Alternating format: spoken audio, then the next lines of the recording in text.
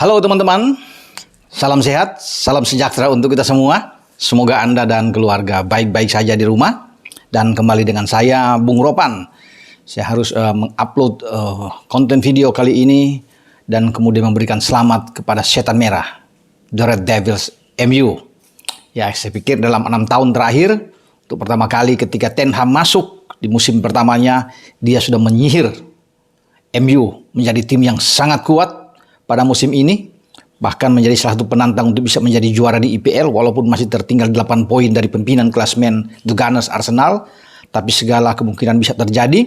Namun dia memulai itu dengan meraih gelar juara di ajang Piala Liga Inggris atau yang lebih dikenal dengan Carabao Cup.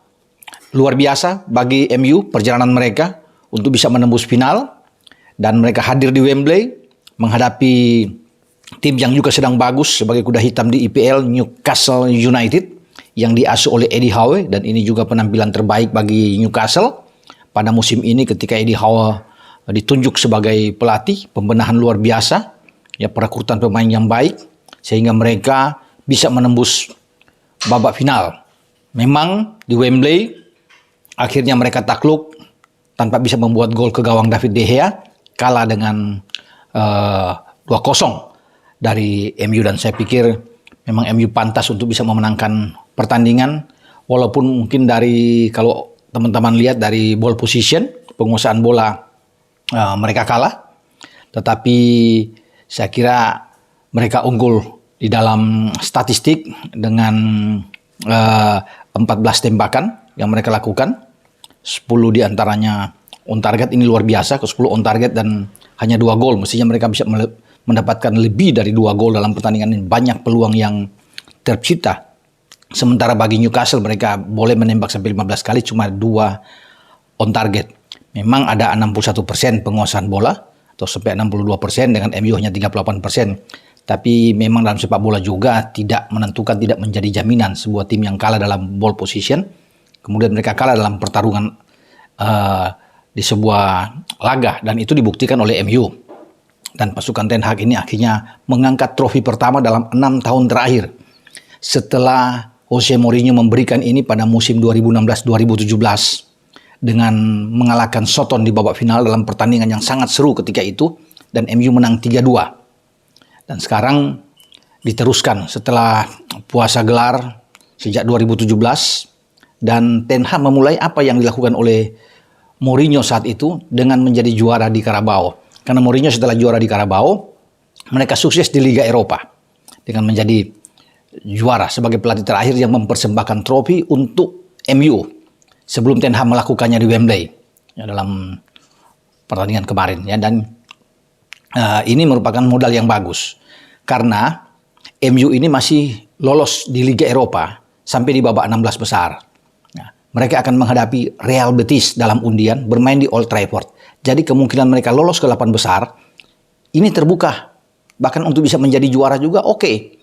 Karena kalau melihat dari lawan-lawan kan pasti nggak ada Sevilla, raja di Liga Eropa, yang ada sana Juventus, AS Roma, yang mungkin bisa diperhitungkan oleh Ten Hag. Jadi dengan modal bermain pertama di Old Trafford melawan Betis, oke lah, sebelum pada tanggal 2 kalau nggak salah, ya, 2 Maret sudah dekat ini, sebelum mereka melakukan laga tandang di markas Betis. Nah, kita kembali ke Carabao Cup, ya. Jadi mereka bermain dengan 4-2-3-1 kalau bisa melihat apa yang ditampilkan oleh Ten Hag, dengan De Gea yang ada di bawah Mistar, ya, kemudian ada Diego Dalot, di sana ada Luke Shaw, Lisandro Martinez, Varane, Fred dan Casemiro. Ada Bruno Fernandes, Weghorst akan di depan sebagai striker. Kemudian ada Anthony dan Marcus Rashford. Ini komposisi starting 11 yang ditampilkan oleh Erik ten Hag. Dan khusus saya menyoroti tentang penampilan Casemiro ini. Makin hari makin bagus pemain ini. Jadi memang pembelian yang luar biasa. Dia sudah cepat dia beradaptasi dengan MU dan menjadi pemain jangkar, pemain kunci sejauh ini bersama dengan MU. Keberadaan dia itu menjadi nyaman, aman buat pemain-pemain belakang karena dia sebagai pemain bertahan yang sangat kuat dalam membangun serangan. Ketika MU mengendalikan bola, juga Casemiro sangat cepat. Dan lihatlah bagaimana gol pertama yang dibuat dengan tandukan kepala. Hasil umpan set piece dari Luke Shaw. Dia melompat di antara Sven Botman di sana dan juga ada kalau nggak salah Daniel Byrne ya, yang punya tinggi badan juga yang oke, tapi akhirnya dia bisa menanduk dan bisa menaklukkan Karius. Ini gol yang motivasi mereka untuk bisa memenangkan laga. Dan MU tidak perlu terlalu lama untuk mengunci kemenangan mereka karena mereka hanya butuh dalam 6 menit ya. Setelah gol di menit 33, 6 menit kemudian bagaimana MU bisa unggul dengan tembakan Marcus Rashford. Memang ada deflection di sana, ada gol bunuh diri ya dengan Sven Botman. Tapi ini berkat upaya dan kerja keras dari pemain-pemain MU. Ketika mereka mengunci dengan 2 gol di babak pertama, saya rasa dan saya pikir ini sudah menjadi modal kuat. Mereka tinggal mengamankan di babak kedua. Dan itu yang bisa mereka lakukan. Karena dengan komposisi pemain yang ditampilkan ini sangat baik buat mereka ya.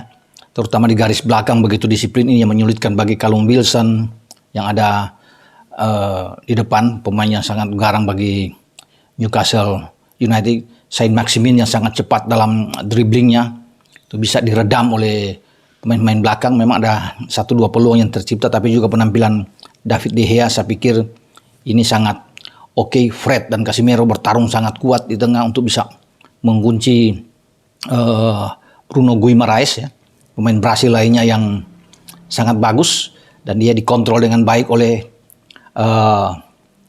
Fred. Nah, kembali ke Casemiro. Ini pemain yang sangat oke. Visi bermain bola baik sekali, tacklingnya oke. Bagaimana dia bisa merebut bola dengan sangat bagus ya. Gol kedua dari MU juga kalau kita bisa jeli melihat itu diawali dengan Casemiro. Ya, coba Anda lihat bagaimana Casemiro yang dapat bola dan dia menanduk bola untuk memberikan kepada Marcus Rashford dalam sebuah serangan balik yang cepat. Marcus Rashford mengembalikan kepada Wout Weghorst yang memegang bola, akhirnya mendribble bola lebih ke dalam dengan ada pergerakan yang masuk dari Marcus Rashford, dan Weghorst bisa memberikan umpan sebelum Marcus Rashford bisa menembak dan deflection di sana, kemudian untuk bisa mengecoh bagi Karius. Nah, ini proses gol yang terjadi. Jadi memang peran dari Casemiro ini luar biasa ya. Dia bermain di posisi di belakang dan bisa mengawali serangan itu di gol kedua, dan saya amati benar pemain yang sangat baik ya, cepat dalam mendukung serangan, dan ketika ditekan dia cepat ada di belakang. Ini membuat bagi Lisandro Martinez dan Varane ini agak lebih oke. Ya, di babak kedua ketika bagaimana Ten Hag bisa melakukan pergantian pemain, ini juga sengaja ada 5 pergantian pemain, termasuk Harry Maguire masuk, Wan-Bissaka juga ikut masuk, Sabitzer ya dimainkan, Scott McTominay ikut dimainkan, dan tidak ada pengaruh apa-apa dengan pergantian pemain ini. Mereka tetap mampu mengontrol untuk tidak bobol dan bisa mempertahankan kemenangan mereka 2-0, dan akhirnya mereka bisa mengangkat trofi. Ini trofi kelima kalau bisa saya katakan di ajang Piala Liga Inggris ya. Nah, sekarang Carabao Cup. Mereka memulai pertama kali itu kalau nggak salah pada tahun 92 ketika mengalahkan Nottingham Forest 1-0. Kemudian 2006, 2009, 2010 ya, dan sekarang mereka bisa mendapatkan. Dan memang ada kemiripan, kesamaan kalau saya lihat ya. Bagaimana apa yang dilakukan oleh Ten Hag ini dengan Mourinho. Mourinho ketika mengalahkan Soton pada 2017 di final di Wembley, yaitu bermain juga dengan 4-2-3-1. De Gea masih tetap di bawah Mister. Jadi De Gea ini luar biasa. 2 gelar di Piala Liga Inggris yang dia dapatkan dengan 2 pelatih berbeda, Mourinho dan Erik ten Hag. Dan saat itu selain De Gea mereka masih punya Antonio Valencia di kanan. Ini pemain yang sangat bagus, dan Marcos Rojo. Ya, kalau Anda masih ingat, ini bek kiri di MU dengan Chris Smalling yang saat ini ada di AS Roma.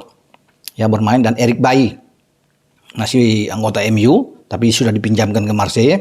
Eric Bailly ada di belakang. Nah, 2 di tengah itu dimainkan dengan baik oleh Paul Pogba dan Ander Herrera yang kemudian pergi ke PSG dan sekarang balik ke Spanyol. Inilah 2 kunci, sama seperti gaya Casemiro dan Fred bermain di posisi gelandang ini. Itu diperankan oleh Pogba. Di depan itu masih ada Juan Mata, ada Anthony Martial. Ya, yang sekarang juga Martial masih terdaftar sebagai pemain MU dan masih cedera. Nah, Juan Mata ya saat itu ini pemain yang bagus dengan Zlatan Ibrahimovic yang ada di depan. yang kemarin diperankan oleh Wout Verhoeven, selatan depan, dan di belakang dia ada Jesse Lingard. Marcus Rashford masih ada, dia menggantikan Jesse Lingard saat itu, masuk di babak kedua. Dan dia ikut sebenarnya mengangkat trofi di era Mourinho dan sekarang di Ten Hag. Jadi itu kesamaan yang saya lihat dengan Zlatan membuat 2 gol brace ketika itu, ya. Dan 1 gol lagi dari Jesse Lingard kalau nggak salah di final Piala Liga Inggris. Ya, sempat disamakan 2-2 di babak kedua, sempat tegang, tapi akhirnya Zlatan bisa menentukan kemenangan bagi MU untuk meraih trofi di Piala Liga Inggris. Dan sekarang diulangi kembali oleh Ten Hag. Jadi kembali saya katakan dia sudah menyihir sekarang MU, dan MU punya potensi-potensi yang bagus. Di awal Maret nanti, selain mereka akan menghadapi West Ham. Nah, West Ham itu akan ketemu mereka di Piala FA. Bermain di Old Trafford per tanggal 2 ini. Tanggal 2 West Ham ya, kalau nggak salah ya West Ham. Kalau dengan Betis, salah. Dengan Betis itu tanggal 10 Maret. Nah, dengan West Ham dulu di Piala FA untuk babak 16 besar putaran kelima Piala FA. Nah, ini diuntungkan bagi MU karena MU bermain sebagai tuan rumah dan bukan tidak mungkin mereka lolos ke babak 8 besar. Jadi peluang untuk bisa menjadi juara Piala FA juga oke. Masih terbuka bagi Ten Hag untuk mengejar gelar kedua, ya. Sebelum mereka akan bertarung dengan Real Betis pada tanggal 10 di putaran 16 besar. Ini di Liga Eropa. Nah, di tanggal 5 Maret ya, setelah melawan West Ham itu, mereka harus berhati-hati karena mereka ke Anfield untuk melanjutkan pertandingan di IPL menghadapi Liverpool. Mereka menang dalam pertandingan pertama memang di Old Trafford, tapi sekarang di Anfield. Tidak boleh kalah ya, paling tidak imbang udah oke, dan mereka butuh menang. Karena kalau mereka tertahan atau mereka kalah, ini semakin jauh dengan Arsenal. Sekarang sudah 8 poin, kan bisa menjadi 10 atau menjadi 11 poin, akan sangat sulit untuk bisa mengejar posisi ini. Jadi memang MU di awal Maret ini terlibat dalam pertarungan yang seru.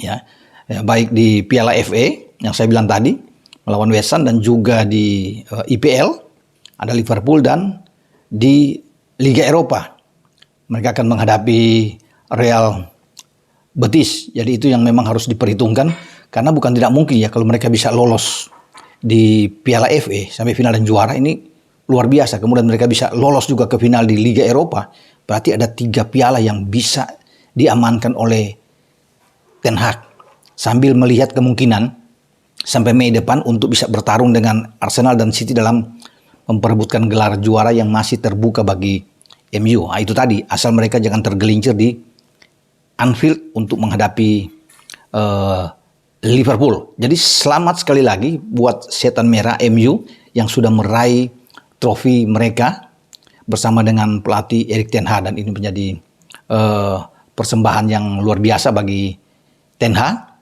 di karir pertama dia, musim pertama dia bersama dengan MU. Dan tentunya seperti yang saya bilang tadi, ada banyak gelar yang memungkinkan masih bisa direbut karena di sana MU juga hadir di semua yang saya sebut tadi, baik di FA Cup dan juga di Piala Liga Eropa. Sampai di sini dengan saya Bung Ropan. Oke, ciao.